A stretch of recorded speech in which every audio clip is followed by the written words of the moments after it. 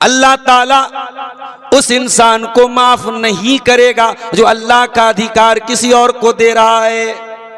अगरचे आपकी अक्सरियत अहले हदीस है, मैं जानता हूं, कुरान और हदीस पर चलने का आपका दावा है, लेकिन आपको भी अपने अकीदे पर गौर करने की जरूरत है।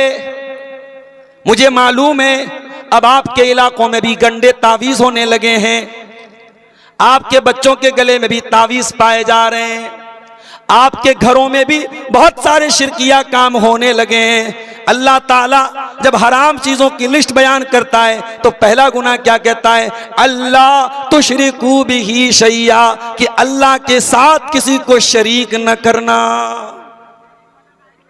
और एक हदीस में अल्लाह के नबी हजरत मुआज इब्न जबल से कहते हैं, ला तुशरिक बिल्लाह, ऐ मुआज अल्लाह के साथ कभी शिरक न करना। वह इन कुतिलता औ हुर्रिकता, अगरचे तुझे कत्ल कर दिया जाए, तेरे टुकड़े टुकड़े कर दिए जाएं, तेरी बोटी बोटी कर दी जाए, तुझे जला कर रहा कर दिया जाए, ऐ मुआज कभी अल्लाह के साथ शिरक न करना। और एक बात बोलूं, अभी बहुत सारे लोग यहां आके चंदा देते हैं, मौलाना साहब मेरे माँ बाप की तरफ से ये चंदा है, बहुत अच्छी बात है, देना भी चाहिए। मां बाप की तरफ से आप सदका कर सकते हैं, खैरात कर सकते हैं, कोई हरज की बात नहीं है। मगर एक बात बोलता हूं, अगर मां बाप मुशरिक हैं और शिर्क की हालत में मर गए बगैर तौबा किए, तो ऐसे मां बाप की तरफ से ना तो सदका दिया जा सकता है, ना चंदा दिया जा सकता है, ना ऐसे मां बाप के लिए मगफरत की दुआ की जा सकती है। अल्लाह, अपनी मां है, अपना बाप है, मगर हमें इजाजत नहीं, हमें परमिशन नहीं है, नॉट अलाउड, हम अपने मुशरिक मां बाप के लिए मगफरत की दुआ नहीं कर सकते। कटिहार वालों, अगर आप अपने मां बाप के लिए मगफरत की दुआ करते हैं तो खुशकिस्मत हैं आप, आपको वो दौलत मिली है जो इब्राहीम अलैहिस्सलाम को नहीं मिली। इब्राहीम अलैहिस्सलाम अल्लाह से दुआ करते हैं, वग़फ़िर लि अबी इन्नहु कान मिनज़्ज़ाल्लीन, ऐ अल्लाह मेरे पिता को माफ कर दे, मेरे बाप को बख्श दे, मेरा बाप भटक गया था, गुमराह हो गया था। अल्लाह ने कहा खबरदार ऐ इब्राहीम, तेरा बाप मुशरिक था और शिर्क की हालत में मरा था, तू अपने बाप के लिए मगफरत की दुआ नहीं कर सकता। इब्राहीम अलैहिस्सलाम कहते हैं, वला तुख़ज़िनी यौम युबअसून, ऐ अल्लाह मुझे क़यामत के दिन तू ज़लील न करना। ऐ अल्लाह इससे बढ़ के मेरी ज़िल्लत क्या होगी, ऐ अल्लाह इससे बढ़ के रुसवाई क्या होगी कि मेरा बाप जहन्नम में जाएगा। अल्लाह का ऐलान होगा, नो फॉरगिवनेस फॉर द मुशरिक, मुशरिक के लिए कोई माफी नहीं। ऐ इब्राहिम तेरा बाप मुशरिक था और तू जरा अपने पैर की तरफ देख, बुखारी के अल्फाज हैं, इब्राहिम अलैहिस्सलाम अपने पैर की तरफ देखेंगे, उनका बाप बज्जू एक जानवर होता है, बज्जू, बज्जू की शक्ल में लाया जाएगा और पैर के बल उसको उल्टा करके उसको फेंक दिया जाएगा जहन्नम की आग में। अल्लाह अकबर। इब्राहिम अपने बाप के लिए मगफरत की दुआ नहीं कर सकते। हमारे प्यारे नबी अपनी मां की कब्र पे गए सहाबा को लेकर, जिस मां को 6 साल की उम्र में खो दिया था, उस मां की कब्र पे गए। 50 साल के बाद बच्चा बूढ़ा हो जाए तब भी मां की ममता भूलता नहीं है। मां आपकी चली जाएगी, जिस मां को आज तवज्जो नहीं देते हो, कल वो मां जब चली जाएगी, मां की ममता याद आएगी, मां का चेहरा याद आएगा, मां का प्यार याद आएगा। नबी अकरम ने अपनी मां को याद किया, मां की कब्र पे जाके रोने लगे और इतना रोए, सही मुस्लिम के अल्फाज हैं, फबका व अबका मन हौलहू, आप भी रोने लगे और आपके सहाबा भी आपको रोता हुआ देख के रोने लगे। आपने फरमाया, ऐ मेरे सहाबा, इस्ताज़न तो रब्बी अन अस्तगफिर लि उम्मी फलम यूज़न ली, मैंने अपने रब से इजाजत मांगी, ऐ अल्लाह मैं अपनी माँ के लिए मगफरत की दुआ करना चाहता हूँ। अल्लाह ने फरमाया नॉट अलाउड, ऐ मेरे नबी इजाजत नहीं है। नबी को भी अपनी माँ के लिए मगफरत की दुआ की इजाजत नहीं मिली, जो आपको मिली है ये बहुत बड़ी खुशनसीबी है। मैं कहता हूं हम झोपड़ी में रहते हो, हमें खाने को अनाज ढंग का ना मिलता हो, पहनने को ढंग के कपड़े ना मिलते हो, लेकिन सोचो अगर ये दौलत हमें मिली है कि अपने माँ बाप के लिए कम से कम हम दुआएं मगफरत कर सकते, कितनी बड़ी दौलत है। नबियों को, बहुत सारे नबियों को ये दौलत नहीं मिल पाई। इसलिए मेरे भाइयों, तौहीद की हिफाजत करो, अकीदे की हिफाजत करो, उलमा से जुड़ो, पता करो कौन सा अमल ऐसा है जो तौहीद के खिलाफ है। ना जानकारी में कलियाचक में एक मकान के टाइल्स में मैंने देखा अजमेर का फोटो लगा हुआ है। ना जानकारी में, जानकारी नहीं थी, उसने अजमेर का फोटो लगा के रखा था। ना जानकारी में कितने लोगों के, अहले हदीसों के घरों में गंदा तावीज हो रहा है। तो अल्लाह जब हराम की लिस्ट बयान करता है तो पहली चीज क्या कहता है? अल्लाह तुशरिकू बिही शैया, अल्लाह के साथ किसी को शरीक न करना। दूसरी चीज व बिलवालिदैन इहसाना, और है मेरे बंदो अपने माँ बाप के साथ अच्छा सलूक करना। माँ बाप के साथ अच्छा सलूक करना, मरने के बाद नहीं, जिंदगी में अच्छा सलूक करना। मरे हुए माँ की तरफ से मस्जिद में 10 लाख का चंदा दे रहा है, और जिंदा थी तो 10 रुपये के लिए मोहताज बना के रखा था। बाप छोटी छोटी जरूरतों के लिए तेरा मोहताज था और तू कभी ध्यान नहीं देता था। बाप मर गया तो मदरसे में चंदा दे रहा है, यतीमों को दान दे रहा है, गरीबों को दान दे रहा है। नहीं मेरे भाई, जिंदगी में कदर करो। अगर आपको बूढ़े माँ बाप मिले हैं और आपको उस बूढ़े और लाचार बाप का पाखाना साफ करना पड़ रहा है, तो अल्लाह की कसम, दुनिया में लाखों सफाई कर्मी हैं जो इसलिए गंदगी साफ करते को उनको पैसा मिलता है। अरे तू चंद महीने, चंद दिन अपने बाप की गंदगी ये सोच के साफ कर ले कि तेरी जन्नत पक्की हो रही है। तेरी माँ अगर बूढ़ी है और तुझे अपने हाथों से अपनी माँ को खाना खिलाना पड़ रहा है, तो तू बोझ न समझ, तू परेशानी न समझ। तू कितने सालों तक तेरी माँ अपनी गोद में बिठा के तुझे खिलाया करती थी। मैं एक तरफा बात नहीं करूंगा। शादी के बाद हर घर में सास और बहू का मैटर आता है, शौहर बेचारा परेशान हो जाता है, मां की बात मानूं कि बीवी की बात मानूं। मैं कहता हूं भाई, एक के पैरों के नीचे जन्नत है और एक के साथ तुझे जन्नत में जाना है। एक शरीके हयात है और एक सबबे हयात है। एक ने तुझे पैदा किया और एक तेरे लिए तेरे बच्चों को पैदा करेगी। एक तेरे भरोसे सब कुछ छोड़ के आई है और एक ने सारी कुर्बानी दे के तुझे पैदा किया है। तुझे बैलेंस करना है, तुझे मां का भी ख्याल करना है, तुझे बीवी का भी ख्याल करना है। वबिल वालिदैन एहसाना, और ऐ मेरे बंदो अपने माँ बाप के साथ अच्छा सलूक करो। तीसरा हुक्म, 10 बातें मुझको बयान करनी है। जैसे ही 10 बात पूरी होगी टॉपिक खत्म हो जाएगा। और अगर मौलाना जर्जी साहब स्टेज पर आ गए तो वैसे भी बड़ा मसला हो जाता है ना। कहीं कहीं जलसे में ऐसा हुआ कि मेरी तकरीर चल रही है, अब शेख जर्जी साहब आए तो सारी नजरें उनकी तरफ चली गई। तो ये तो नहीं होना चाहिए। मुकर्रिर तवज्जो चाहता है। अगर मैं तकरीर कर रहा हूं, पीछे स्टेज पर भी अगर खुसर पुसर होती है उससे भी डिस्टर्ब होता है। मैं कहीं कहीं खुतबा देता हूं, गर्मी का मौसम रहता है, लेकिन अगर पंखा ज्यादा तेज आवाज करता है तो मैं पंखा बंद करा देता हूं, क्योंकि मुकर्रिर को सुकून चाहिए। ये हमारे यूट्यूबर हजरात लगाए हैं, अब बीच बीच में पीछे से लोग आवाज देते हैं नीचे करो नीचे करो, मुकर्रिर को डिस्टर्ब होता है। तो अगर शेख जर्जीस साहब आ जाएंगे तब भी मैं बात खत्म कर दूंगा। तो तीसरी चीज क्या है? वला तक़्तुलू औलादकुम मिन इमलाक। ऐ ईमान वालो, अपनी औलाद को फाका कशी के डर से, ये सोच करके कि वो क्या खाएगी, कत्ल न करो।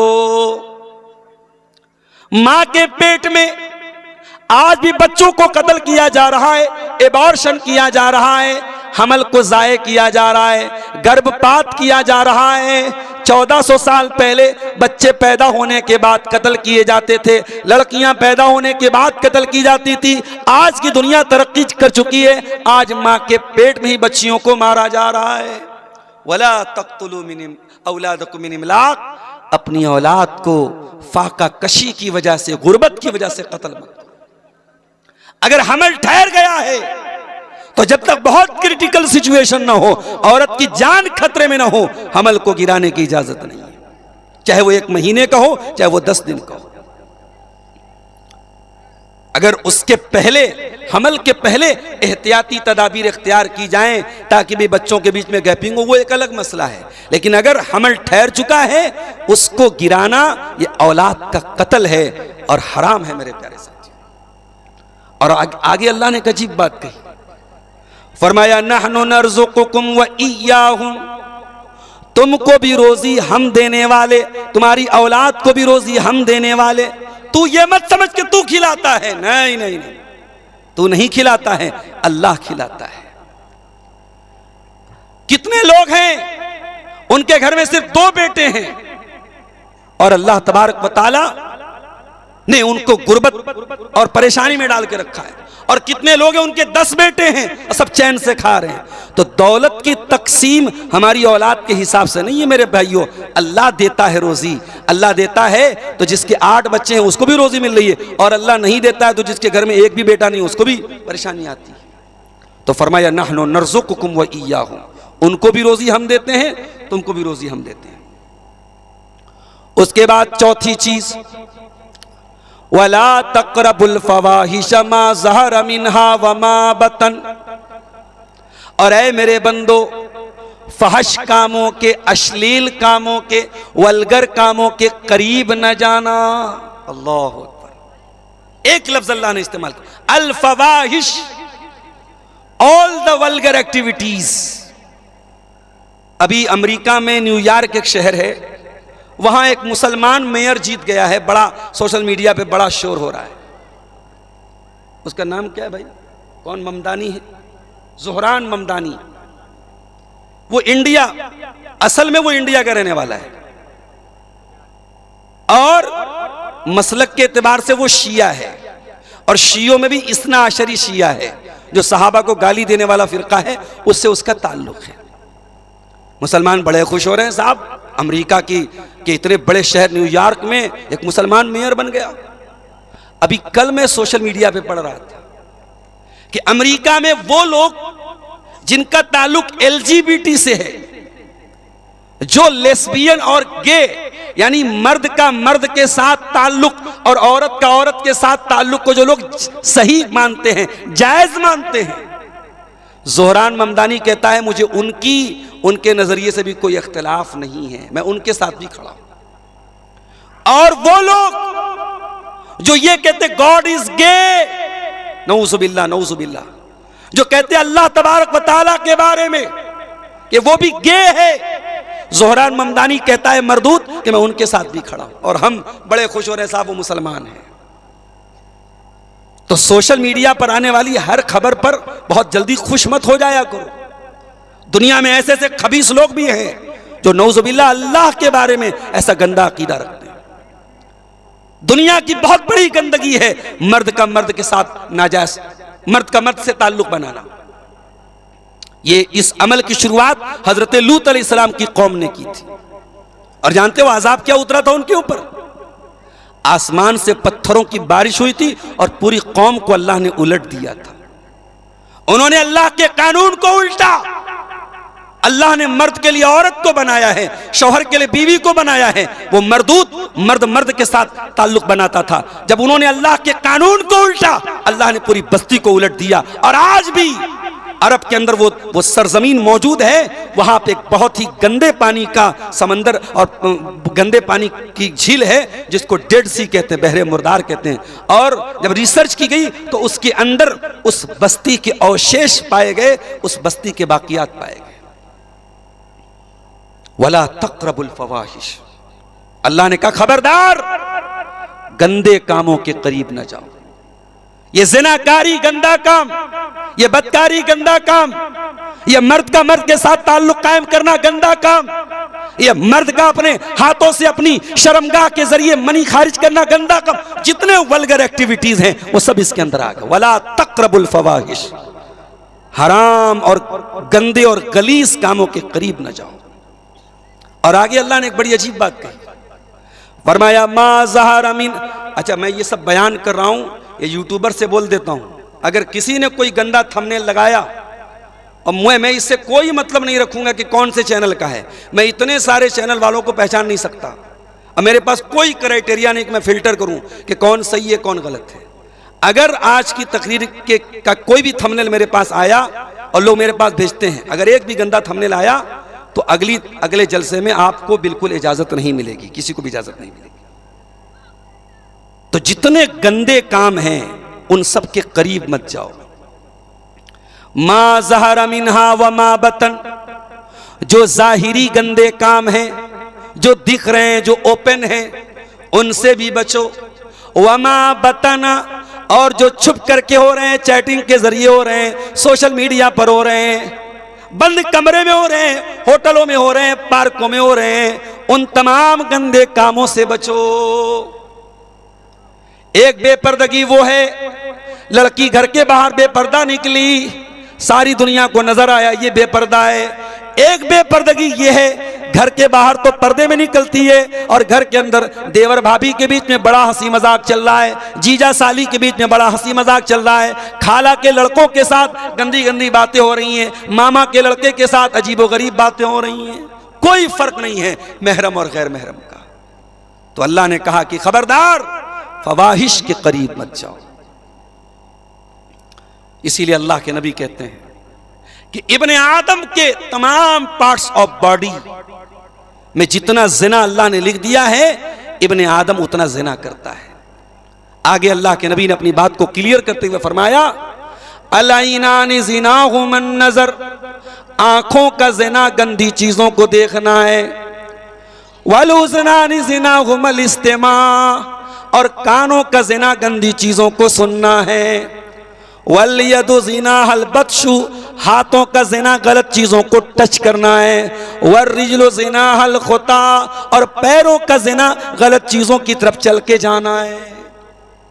अल्लाह माफ करे, आज हमारे नौजवानों में अक्सरियत आंखों के जिना, कानों के जिना, हाथों के जिना में मुब्तला है मेरे भाई।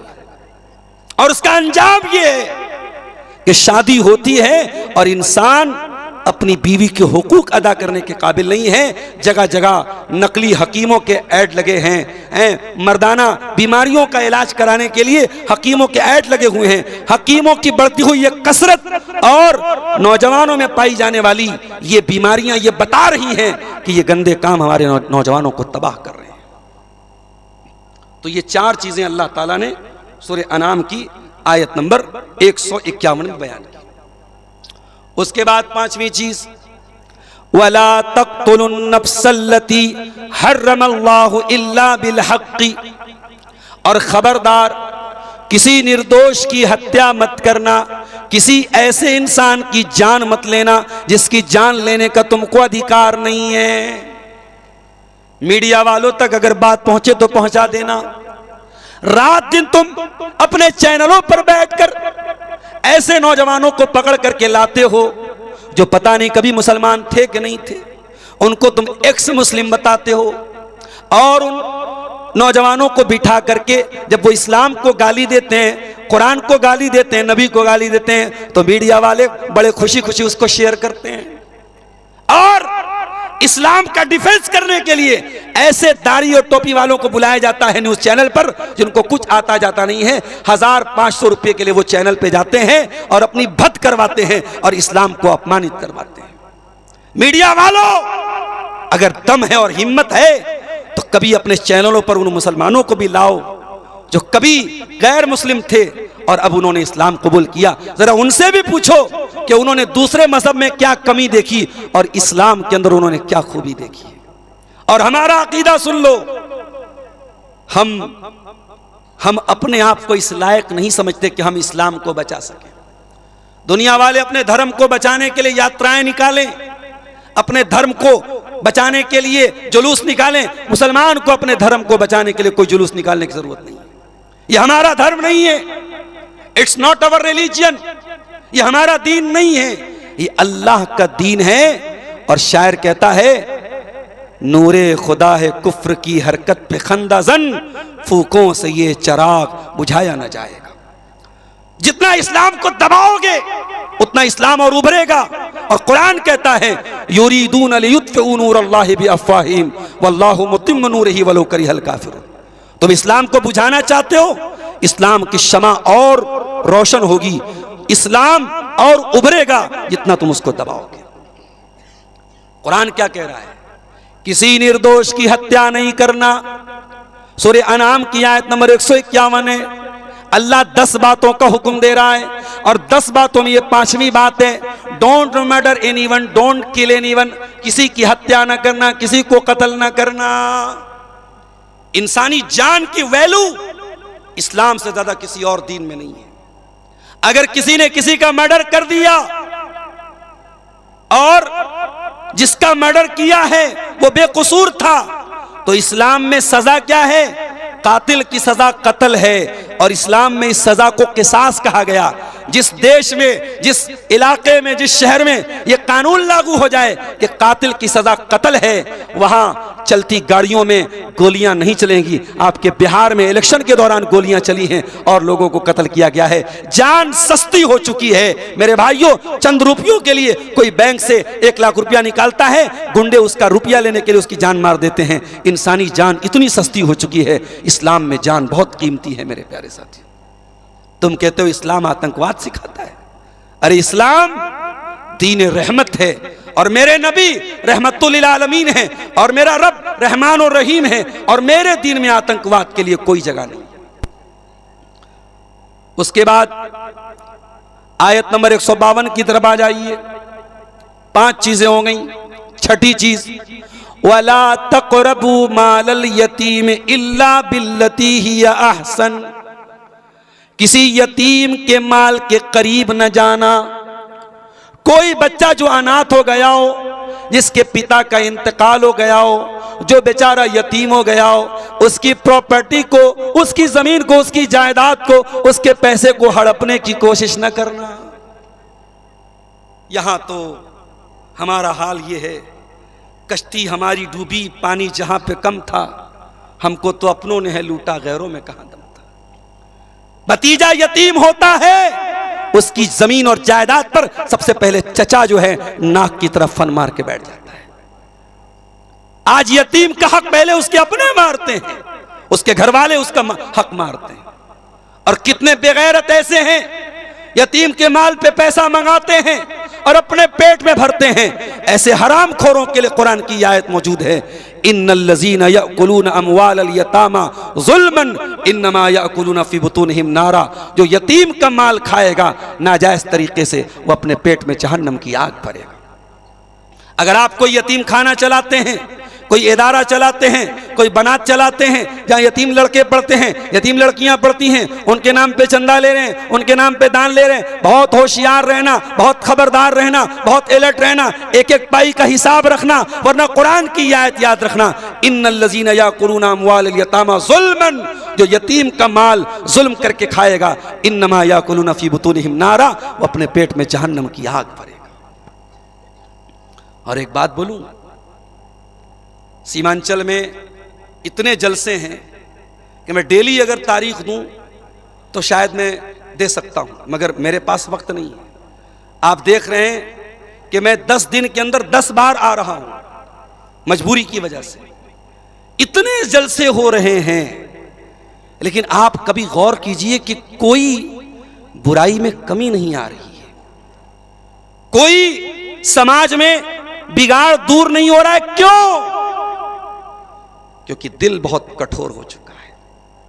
और दिल की कठोरता को दूर करना है तो नबी अकरम ने क्या इलाज बताया था? एक सहाबी आए, कहा अल्लाह के नबी मेरा दिल बड़ा कठोर है, मेरा दिल बड़ा सख्त हो गया है, अय अल्लाह के नबी कोई ट्रीटमेंट बता दीजिए, कोई इलाज बता दीजिए। नबी ने फरमाया अगर दिल की कठोरता को दूर करना है तो इमसाह बिरासिल यतीम, किसी यतीम के सर पे मोहब्बत से हाथ फेर देना, किसी यतीम के सर पे मोहब्बत से हाथ फेर देना। इसी कटिहार के कोलासी चौक में एक साहब से हमारी मुलाकात हुई, अपने तमाम बेटों बेटियों को वो इल्म दीन सिखा रहे हैं और 3 यतीम बच्चियों को भी अलग से वो दीन की तालीम दे रहे हैं। बहुत अरबपति नहीं है, खरबपति नहीं है, लेकिन मैं समझता हूं कितने बड़े कलेजे की बात है। आज हमारे यहां कितने करोड़पति हैं, उनको ये तौफीक नहीं होती, हराम चीजों में खूब पैसा बहाते हैं। अरे हो सके तो किसी यतीम को पाल लो, हो सके तो किसी यतीम बच्चे की पढ़ाई अपने जिम्मे ले लो। मैं खुद मदरसे में पढ़ाता हूं और मैं जानता हूं कितने बच्चे होते हैं जो बेचारे गरीब होते हैं, यतीम होते हैं, सिर्फ अपने फैमिली बैकग्राउंड की वजह से, अपने गरीब माँ बाप की वजह से, या फैमिली में कोई नहीं है इस वजह से बेचारे पढ़ाई छोड़ देते हैं। मेरे भाइयों, अगर दान करना है, अल्लाह की राह में देना है, मस्जिदें बनवाओ, मदरसे चलाओ, लेकिन दान और खैरात का एक जरिया यह भी है कि आप यतीमों का ख्याल करो, किसी यतीम की परवरिश अपने जिम्मे ले लो। तो ये हो गई छठी चीज। 4 चीज और बयान करनी है।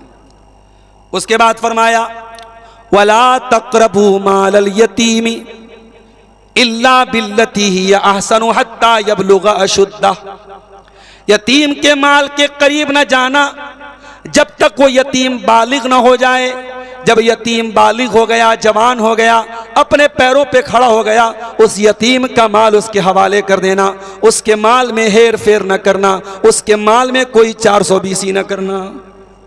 उसके बाद 7वीं चीज फरमाया व औफुल कैल वल मीजान, व औफुल कैल वल मीजान बिल क़िस्त।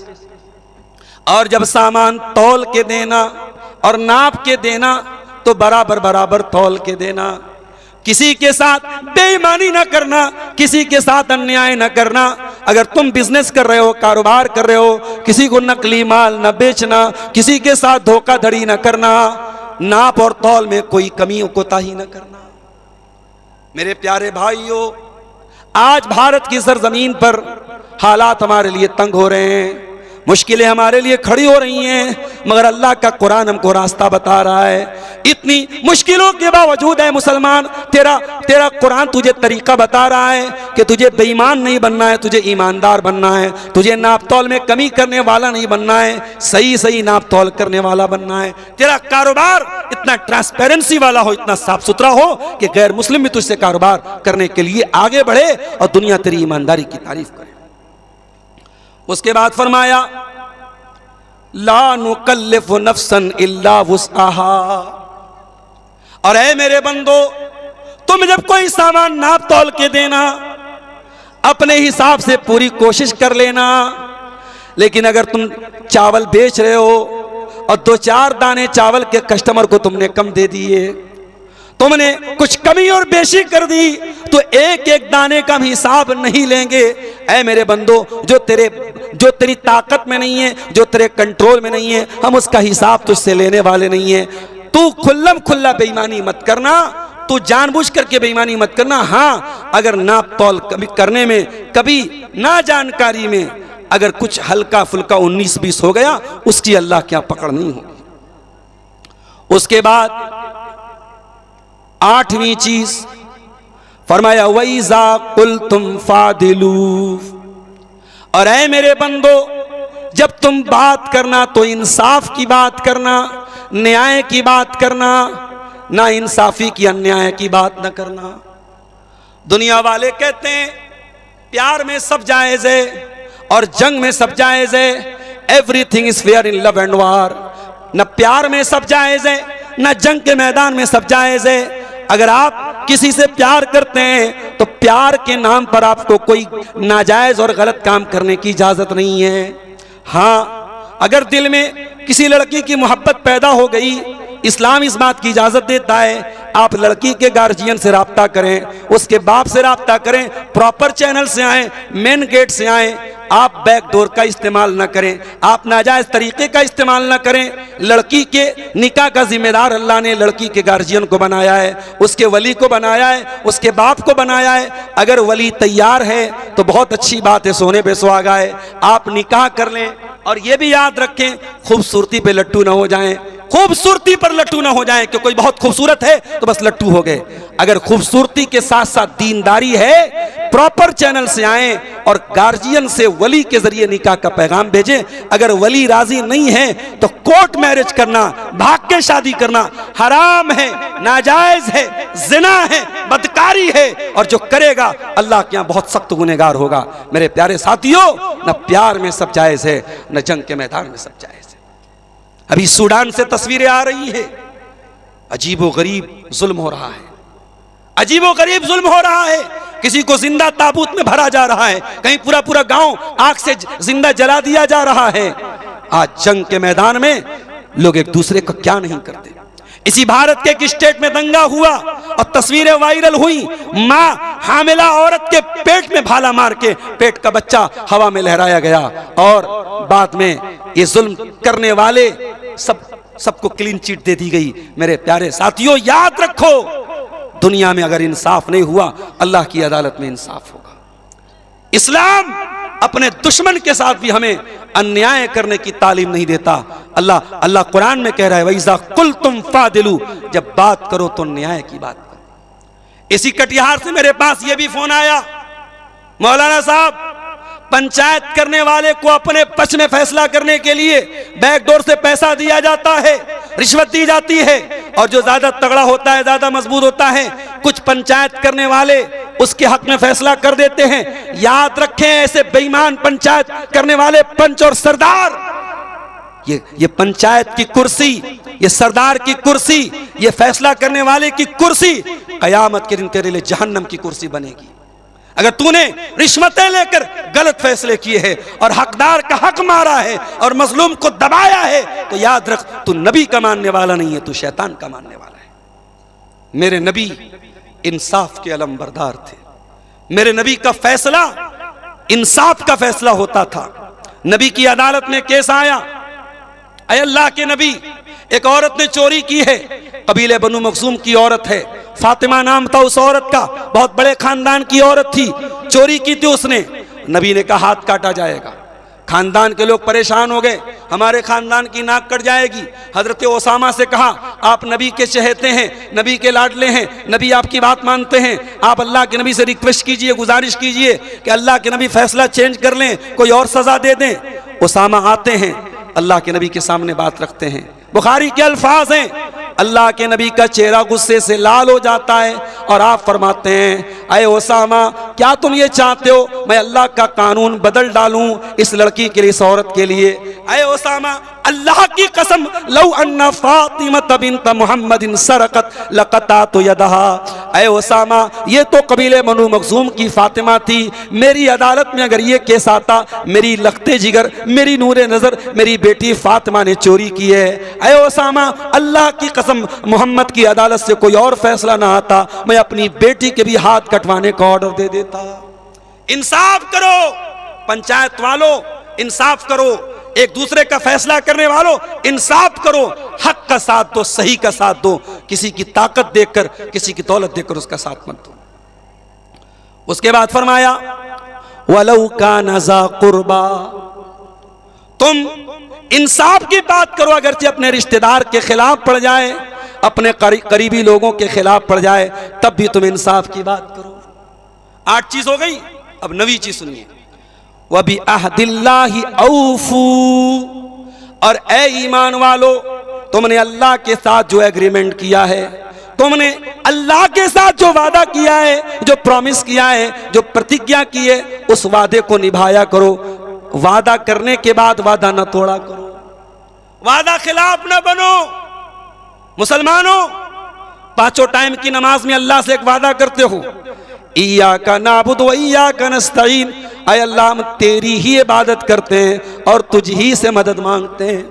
नमाज में इतना बड़ा वादा करने के बाद अगर गले में तावीज पहनते हो और हाथ में धागा बांधते हो और यह अकीदा रखते हो कि धागा बांधने से बीमारी चली जाएगी, तावीज पहनने से बिगड़ी बन जाएगी, और कार से जा रहे हो, बिल्ली ने रास्ता काट दिया, और यह अकीदा रखते हो कि बिल्ली के रास्ता काटने से हमारे ऊपर मुसीबत आ जाएगी, तो याद रखो तुमने अल्लाह से वादा करके वादा खिलाफी की है। जब इय्याका नअबुदु व इय्याका नस्तईन का वादा किया है तो इस वादे पर कायम रहो और इस वादे को निभाओ। ज़ालिकुम वस्साकुम बिही लअल्लकुम तज़क्करून, ये अल्लाह ताला की बहुत बड़ी वसीयत है। अब 9 चीजें हो गई। अब लास्ट एंड फाइनल चीज सुन लीजिए, आयत नंबर 153 सूरह अनाम की। बहुत अहम आयत है, इसको भी सुन लीजिए, इसी पर मैं बात खत्म करूंगा। व अन्ना हाज़ा सिराती मुस्तकीमन फत्तबिऊ, और ए नबी दुनिया वालों को बता दो इस्लाम ही मेरा सीधा रास्ता है। इस्लाम पर चलोगे तभी तुम सिरात मुस्तकीम पर चलोगे। ए ईमान वालो, ए दुनिया वालो, इसी रास्ते पर तुमको चलना है, इसी हाईवे पर तुमको चलना है, इसी रास्ते पर तुमको चलना है। वला तत्तबिउस सुबुल, दूसरे रास्तों पर नहीं चलना। फतफर्रक बिकुम अन सबीली, वरना दूसरे रास्ते तुमको अल्लाह की राह से भटका देंगे। अल्लाह की राह पे चलो, और वही रास्ता नबी का रास्ता है, और वही रास्ता सहाबा का रास्ता है। और अल्लाह की कसम, अहले हदीस की दावत उसी रास्ते की तरफ है। हमने कभी नहीं कहा हमारे उलमा जो कहते हैं वो आप मान लो। हमने कभी नहीं कहा हमारे अइम्मा की तरफ आओ, हमारे उलमा की तरफ आओ। हमने जब भी दावत दी है कुरान और हदीस की दावत दी है, और ये हमारे स्टेज से इसकी मिसालें कायम हुई है। अगर किसी एक आलिम ने कुरान और हदीस के खिलाफ कोई बात बयान की है, दूसरे आलिम ने तरदीद की है। अभी मुझे किसी ने बताया कि कहीं किसी ने तकरीर में कहा कि खतना की दावत हराम है। ये हराम का लफ्ज़ अगर कोई इस्तेमाल करता है मुनासिब बात नहीं है। चूंकि बात आई है इसलिए मैं बात बता रहा हूं कि खतना की दावत के बारे में ज़्यादा से ज़्यादा ये लफ्ज़ इस्तेमाल करना चाहिए बेहतर नहीं है, मुनासिब नहीं है, क्योंकि अल्लाह के नबी से कोई सही हदीस में सबूत नहीं मिलता। नबी के ज़माने में लोग अपने बच्चों का खतना करवाते थे। अगर दावत सुन्नत होती तो नबी से साबित होती, कोई सही हदीस से साबित नहीं है। लेकिन इसको हराम नहीं कहा जा सकता। अगर कोई ये दावत दे रहा है, इसको हम बेहतर नहीं मानते हैं, सुन्नत नहीं मानते, मगर हराम भी कहना ये ज़्यादती की बात है मेरे प्यारे साथियों। इसी तरीके से आपके इलाके में मैंने सुना है अकीका लोग करते हैं, बड़े जानवर का अकीका कर देते हैं, बड़े जानवर में हिस्सा लेकर के अकीका कर, ये भी गलत है। अकीका के सिलसिले में कहीं कोई सबूत नहीं मिलता कि बड़े जानवर का अकीका किया जाए। अकीका छोटे जानवर का, बकरे का या भेड़े का ही साबित है, उसी में आप कीजिए। हाँ, अकीका के जानवर का दता होना ज़रूरी नहीं है। अगर बगैर दांत का भी अगर मजबूत जानवर है उसका आप अकीका कर सकते हैं। तो ये 10वीं और आखिरी बात है जो अल्लाह ने बयान की, व अन्न हाज़ा सिराती मुस्तकीमन फत्तबिऊहु वला तत्तबिउस सुबुल फतफर्रक बिकुम अन सबीली, कि ऐ ईमान वालो अल्लाह के रास्ते की सिरात मुस्तकीम की पैरवी करो और दूसरे रास्तों की पैरवी मत करो, वरना तुमको ये दूसरे रास्ते अल्लाह के रास्ते से भटका देंगे। इसी मनहज पर, इसी रास्ते पर, इसी सिरात मुस्तकीम पर मरते दम तक चलो और अपने बच्चों को भी चलाओ। कहीं ऐसा ना हो कटिहार में रहते रहते तुम दिल्ली जाके रहने लगे, मुंबई जाके रहने लगे तो अपने बच्चों के बारे में गाफिल हो जाना। नहीं, दुनिया के किसी भी कोने में चले जाओ, अपने बच्चों को इसी मनहज की दावत देना, इन्हीं उलमा से जोड़ के रखना, अपने बच्चों के अकीदे पर ध्यान देना। ये ध्यान देना कहीं तुम्हारे बच्चे, आज मैं जब आपके इलाके में आता हूं, बाज नौजवान आते हैं दोनों हाथ से मुसाफा करते हैं। इसका मतलब कि उनकी तरबियत नहीं की गई, उनको नहीं बताया गया कि मुसाफा जो सुन्नत है वो एक हाथ से है। हमारे बहुत सारे नौजवान हैं, उनके यहाँ मैं बहुत सारी चीज़ें देखता हूँ, नमाज पढ़ते हैं, सुन्नत के खिलाफ नमाज पढ़ते। क्यों? माँ बाप ने कभी सिखाया नहीं। बाप दिल्ली में रहता है, माँ को उतनी तमीज़ नहीं है। बाप बम्बई में रहता है, माँ को उतनी तमीज़ नहीं है। मेरे भाइयों, अपने बच्चों के बारे में, अपनी औलाद के बारे में भी हमें होशियार रहने की ज़रूरत है। और आखिर में ये 1-2 सवाल हैं, उसका जवाब देने के बाद हम बात ख़त्म करते हैं। जो सवाल इधर भी है 1-2, और एक साहब ने 3000 रुपया दिया है, मरहूम अब्बा के लिए दुआ की दरखास्त की, मौलाना के हाथ में दे दीजिए। सवाल यही लाइए, मैं पढ़ देता हूँ ताकि जल्दी जल्दी जवाब हो जाए। देखिए, बहुत वक्त जो है कम है हमारे पास, फ़ौरन निकलना है, इसलिए मैं जल्दी जल्दी सवालों का जवाब दे देता हूँ। देखिए, मंझाली पूर्णिया के एक अशफाक साहब नाम है डॉक्टर, उनका सैमसंग मोबाइल गिर गया है। किसी भी भाई को मिला हो तो स्टेज तक पहुंचा दे, उसमें कोई भारी चीज़ नहीं है, उनका डॉक्टरी डॉक्यूमेंट्स और वो हॉस्पिटल चलाते हैं, उनका सारा कुछ उसमें है, दे दीजिए। ये अल्लाह के दीन सीखने के लिए आए हैं, इतना बड़ा अजीम उस्तान जलसा है। अगर किसी को मिला हो सैमसंग मोबाइल तो स्टेज में पहुंचा देने की ज़हमत गवारा करें। उस मोबाइल के दाम से वो बेचैन नहीं है, उनके अंदर जो डॉक्यूमेंट्स है उसके लिए बेचैन है। आप हजरात में किसी को भी अगर ये मिला हो तो पहुँचा देने की ज़हमत करेंगे। देखिए भाई, मोबाइल से ज़्यादा कभी कभी उसके अंदर जो डॉक्यूमेंट्स होते हैं उनकी कीमत होती है। तो वो भाई जिसने भी मोबाइल लिया है, मोबाइल वो किसी न किसी को बेचेगा, सस्ते दामों में बेच देगा। उससे बेहतर है अल्लाह का खौफ खाए, यहाँ आके मोबाइल दे दे, उसको इंशाल्लाह कुछ इनाम के तौर पे वो रकम मिल जाएगी, मगर मोबाइल डॉक्टर साहब का वापस मिल जाएगी। ये किसी भाई ने अपने मरहूम बाप की तरफ से 3000 रुपये दिए हैं, अल्लाह इनके चंदे को कबूल फरमाए। और सवालात कुछ आए हैं, मैं उनका जवाब दे के बात ख़त्म करता हूँ। क्या झंडोत्तोलन के दिन संस्कृत कार्यक्रम में डीजे बजाकर मुस्लिम बच्चियों को नचाना सही है? मैं समझता हूँ कि इसमें से जितनी बातें हैं, डीजे बजाना और मुस्लिम बच्चियों को नचवाना, ये तमाम चीज़ें बिल्कुल क्लियर। मौलाना जर्जी साहब आ गए हैं, सब चैनल खोल दीजिए। सारे लोगों को मालूम है कि ये तमाम चीज़ें हराम हैं। बल्कि मैं एक बात ये कहता हूँ कि आजकल हमारे मदरसों में भी कहीं कहीं एक्शन के नाम पे जवान जवान लड़कियों से लोग एक्शन करवा रहे हैं। ये भी गलत है, इस पर भी हमें नकेल डालनी चाहिए। डांस का नाम आप एक्शन रख दें तो वो सही नहीं है। एक अहम सवाल कि गैर मुस्लिमों का पैसा मस्जिद में लगा सकते हैं कि नहीं? देखिए, इस बारे में मेरा मशवरा ये है कि इलाके के जो सीनियर उलमा हैं उनसे एक मरतबा आप मशवरा कर लें। मेरे अपनी मालूमात की हद तक गैर मुस्लिम का पैसा लगाया जा सकता है। क्यों? क्योंकि खाने काबा की तामीर मक्का के मुशरिकों ने की थी और अल्लाह के नबी ने उस तामीर को बाकी रखा था। गैर मुस्लिमों ने अपने ही पैसे से की थी। ये अलग बात है, उन गैर मुस्लिमों ने हलाल पैसे से, वो खाने काबा की तामीर में भी हराम पैसा नहीं लगाते थे, हराम बिजनेस करते थे वो लोग, मगर इतना उनके दिल में अल्लाह का डर था कि वो खाने काबा में हलाल कमाई का पैसा लगाते थे। तो आज अगर कोई गैर मुस्लिम ऐसा है जिसका मिक्स बिजनेस है, कुछ चीज़ें, भाई गैर मुस्लिम इस्लाम को तो नहीं मानता है, उसके यहाँ सूद ब्याज भी चलता है, बहुत कुछ हराम भी काम चलता है, तो अगर उसका मोस्टली बिजनेस, ज़्यादातर बिजनेस जायज़ चीज़ों का है और कुछ वो हराम के भी काम कर रहा है, तो ऐसे गैर मुस्लिम का चंदा आप ले सकते हैं। और मुसलमानों में यही मसला है, मुसलमान का भी चंदा, अगर कोई मुसलमान ऐसा है जो मोस्टली उसका काम हलाल है, कुछ वो हराम काम भी कर रहा है, ऐसा इंसान अगर चंदा देता है तो हम ले सकते हैं। लेकिन जिसके बारे में मालूम है कि उसकी सब कमाई हराम की है या कमाई का ज़्यादातर हिस्सा हराम का है, नाजायज़ है, चाहे वो मुसलमान हो चाहे वो गैर मुस्लिम हो, उसका चंदा नहीं लेना चाहिए और मस्जिद और मदरसा में नहीं लगाना चाहिए। वल्लाहु आलम बिस्सवाब। ये मेरी अपनी तहकीक और अपने इल्म के मुताबिक है। मज़ीद आप अपने इलाके के जो मोतबर और सीनियर उलमा हैं उनसे आप राबता कर लीजिए। और एक सवाल, मैयत को दफन के बाद जमात के साथ दुआ है? मैयत के दफन के बाद अल्लाह के नबी ने हदीस में फरमाया कि मुर्दे से सवाल हो रहा है, उसके लिए दुआ करो। तो सब लोग दुआ करेंगे, लेकिन इज्तिमाई शक्ल नहीं होनी चाहिए। इज्तिमाई का मतलब ये कि एक आदमी दुआ करे, बाकी सब लोग आमीन कहें, उसको दुआ में फॉलो करें, ये नहीं।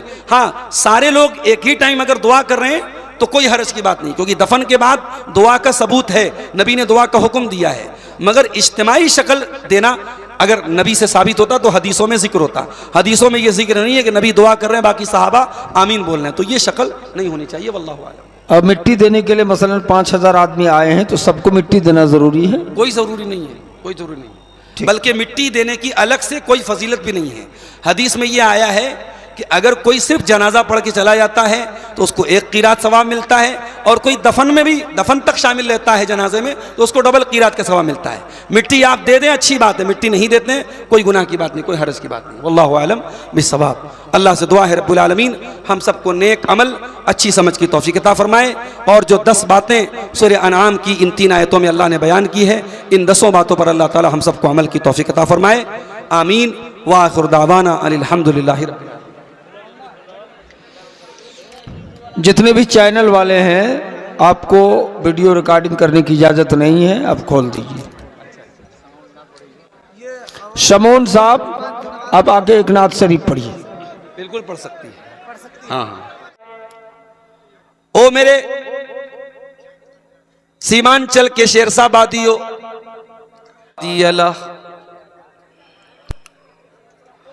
वाशहदु अल्ला इलाहा इल्लल्लाहु वहदहु ला शरीक लह वाशहदु अन्ना मुहम्मदन अब्दुहु व रसूलुहु। या अय्युहल्लज़ीना आमनुत्तक़ुल्लाहा हक़्क़ तुक़ातिही व ला तमूतुन्न इल्ला व अंतुम मुस्लिमून। या अय्युहन्नासुत्तकू रब्बकुमुल्लज़ी खलक़कुम मिन नफ्सिन वाहिदा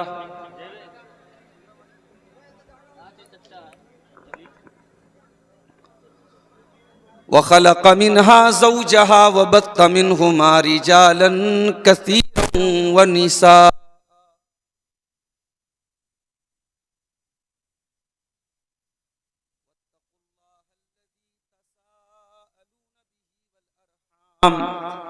इन्नल्लाह काना अलैकुम रक़ीबा।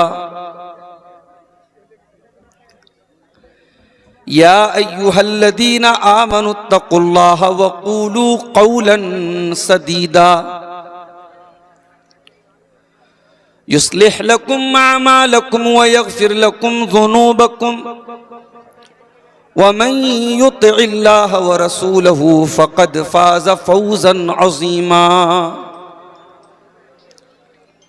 अम्मा बअद फ़इन्न खैरल हदीस किताबुल्लाह व खैरल हदी हदी मुहम्मदिन सल्लल्लाहु अलैहि वसल्लम व शर्रल उमूरि मुहदसातुहा व कुल्ल मुहदसतिन बिदअह व कुल्ल बिदअतिन ज़लालह व कुल्ल ज़लालतिन फिन्नार।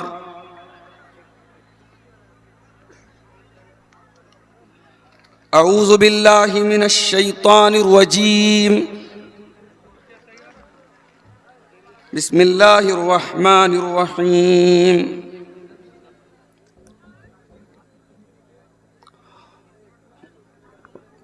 कुल तआलौ अत्लु मा हर्रम रब्बुकुम अलैकुम अल्ला तुश्रिकू बिही शैअन व बिल वालिदैनि इहसाना वला तक़्तुलू औलादकुम मिन इमलाक़िन नहनु नर्ज़ुक़ुकुम व इय्याहुम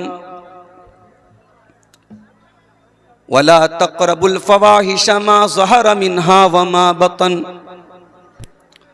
वला तक़्तुलुन नफ़्सल्लती हर्रमल्लाहु इल्ला बिल हक़्क़ ज़ालिकुम वस्साकुम बिही लअल्लकुम ताक़िलून।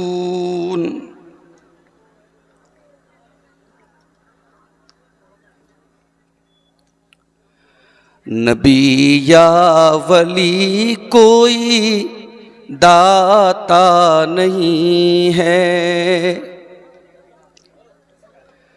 नबी या वली कोई दाता नहीं है, कोई पार कश्ती लगाता नहीं है।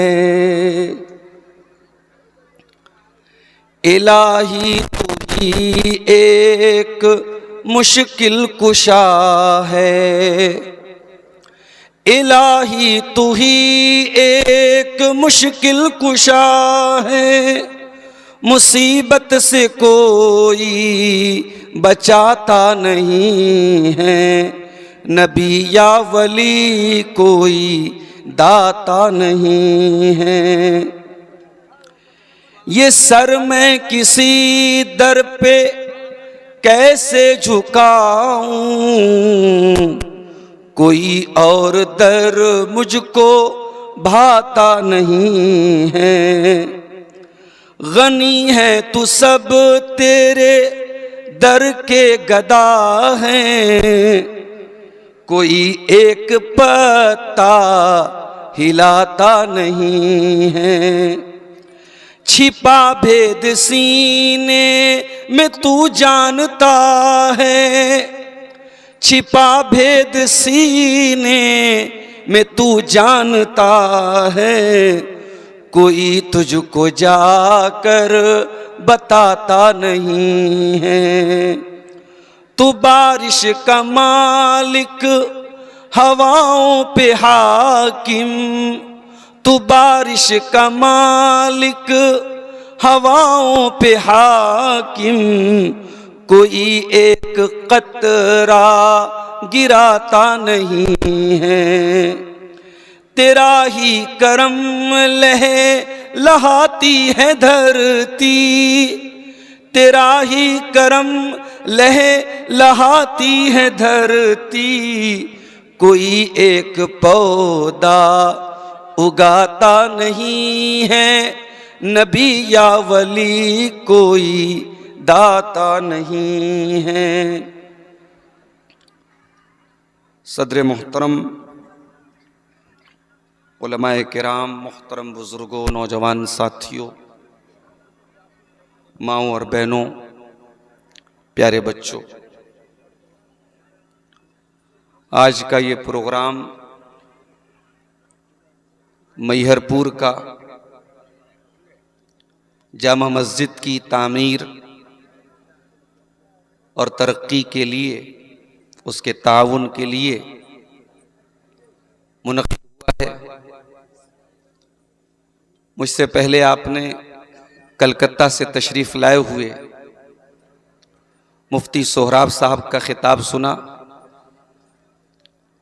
जो अपनी तकरीर के साथ साथ आप हजरात से अल्लाह के इस घर के लिए ताउन की दरख्वास्त भी कर रहे थे, और अल्हम्दुलिल्लाह आप लोगों ने उनके हाथ पे मस्जिद का ताउन किया भी है।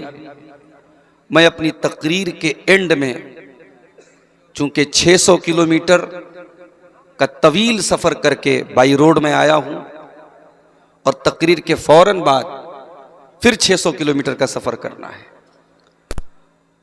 तो चूंकि वक्त कम रहेगा, तकरीर ख़त्म करने के बाद 5 मिनट में आपके पास बैठूंगा। आप हजरात से गुजारिश है कि आप जलसे के मकसद को सामने रखेंगे, और जिस तरीके से आप अपने वक्त की कुर्बानी देकर के जलसे में आए हैं, और तमाम काम छोड़ करके आप कुरान और हदीस की बातों को सुन रहे हैं, उसी तरीके से आप अपने माल की भी कुर्बानी अल्लाह की राह में पेश करेंगे। और आप जानते हैं, बताने की ज़रूरत नहीं है, बचपन से आप सुनते चले आए हैं, मस्जिद की तामीर का, मस्जिद में मदद करने का, मस्जिद को आबाद करने का क्या सवाब है, क्या फजीलत है। उस मौजू पर मैं समझता हूँ कि आपको कुछ बताने की ज़रूरत नहीं है, आप खुद ही बहुत समझदार हैं। मेरे भाइयों, मैंने आपके सामने खुतबे मसनूना के बाद सूरतुल अनआम की आयत नंबर 151, 151 नंबर की तिलावत की है। सूरह अनआम की 3 आयतों में, आयत नंबर 151, 152 और 153, 151, 152, 153, इन 3 आयतों में अल्लाह तबारक व तआला ने 10 बातों का हुक्म दिया है। ये जो 10 बातें हैं, ये 10 बातें तमाम शरीयतों का खुलासा है। जितने नबी आए और उन नबियों पर जो शरीयतें उतरी, जो शरीयतें वो लेकर के आए, जो मजहब वो लेकर के आए, उनकी तमाम शिक्षाओं का केंद्र, उनकी तमाम टीचिंग्स का सेंटर, उनकी तमाम तालीमात का मरकज यही 10 बातें हैं। इन्हीं 10 बातों को तौरात में 10 कमांडमेंट्स कहा गया। तो ये बहुत ही इंपॉर्टेंट बातें हैं। आइए एक एक करके इन 10 बातों का हम एनालिसिस करते हैं, जायजा लेते हैं और समझने की कोशिश करते हैं कि वो कौन सी 10 बातें हैं जो अल्लाह ताला ने सूरह अनाम की आयत नंबर 151 में, 152 में और 153 में बयान की। कुल तालू अतलू, ऐ नबी आप फरमा दीजिए, आ जाओ, मैं तिलावत कर रहा हूं। नबी से कहा जा रहा है कि ऐ नबी आप कह दीजिए, आई रिसाइट, आई रीड, मैं पढ़ रहा हूं। नबी का काम था पढ़ना। नबी आए थे दुनिया को पढ़ाने, ये अलग बात है। नबी की मानने वाली कौम आज भारत में सबसे ज्यादा अनपढ़ है। जिस नबी के ऊपर कुरान की पहली 5 आयतें आई हैं, इकरा, रीड, पढ़, उस नबी के मानने वाले मुसलमान भारत में इस वक्त सबसे ज्यादा निरक्षर हैं, सबसे ज्यादा इलिटरेट हैं, सबसे ज्यादा अनपढ़ हैं। और ये सिर्फ सीमांचल की बात नहीं, पूरे भारत, ओवरऑल पूरे इंडिया की बात कर रहा हूं। और आप ये मत कहिए कि हम बहुत गरीब हैं, नहीं नहीं नहीं, नहीं। आपसे गरीब कम्युनिटी इसी भारत में मौजूद है, मगर आपसे ज्यादा पढ़ी लिखी है। बाप गोलगप्पा बेच लेगा, चाय का ठेला लगा लेगा, पान की टपरी लगा लेगा, मगर बच्चों को पढ़ाएगा। हमारी कौम इस मैदान में बहुत पीछे है। मैं बनारस जैसे शहर में रहता हूं, मैं एक मुस्लिम इलाके में, मुस्लिम अक्सरियत इलाके में रहता हूं। हमारे इलाके मशहूर हैं खाने पकाने के लिए। मुसलमानों के इलाके में पकौड़ी बहुत अच्छी मिलेगी, बिरयानी बहुत अच्छी मिलेगी, चिकन की दुकानें बहुत अच्छी मिलेंगी। और कोचिंग सेंटर कहां मिलेगा? दूसरों के इलाके में। हमें कहीं से चुल्लू पर पानी लेना चाहिए और उसी में डूब मरना चाहिए। कुल तालौ अतलु, ऐ नबी आप फरमा दीजिए, कह दीजिए, आओ मैं पढ़ के सुनाता हूं। मा हर्रम रब्बुकुम अलैकुम, तुम्हारे रब ने कौन कौन सी चीजों को तुम्हारे ऊपर हराम किया है? कौन कौन सी चीजें अल्लाह ने हराम की हैं? आओ मैं हराम की लिस्ट बताता हूं। अल्लाह तुशरिकू बिही शैआ, सबसे पहली चीज कि तुम अल्लाह के साथ किसी को शरीक न करो, अल्लाह का अधिकार किसी और को न दो, अल्लाह के आगे अल्लाह के सिवा किसी और के आगे सजदा न करो। और मुसलमान क्या कर रहा है? मैं 2025 की नवंबर की 8 तारीख को कटिहार के इलाके में आपसे बात कर रहा हूं। आज से 100 साल पहले भारत में एक जगह है पानीपत, वहां एक शायर पैदा हुए, उनका नाम था मौलाना अल्ताफ हुसैन हाली। उन्होंने किताब लिखी जिसमें पूरे इस्लाम की हिस्ट्री उन्होंने बयान की, मुसलमानों की पूरी हिस्ट्री बयान की। उसको कहते हैं मद्दो जज़रे इस्लाम, या आसान ज़बान में कहते हैं मुसद्दसे हाली। और मौलाना हाली ने 100 साल पहले भारत के मुसलमानों का जो नक्शा खींचा था, 100 साल के बाद भी वो नक्शा ऐसा मालूम होता है कि आज ही का उन्होंने नक्शा खींचा है। क्या कहा था?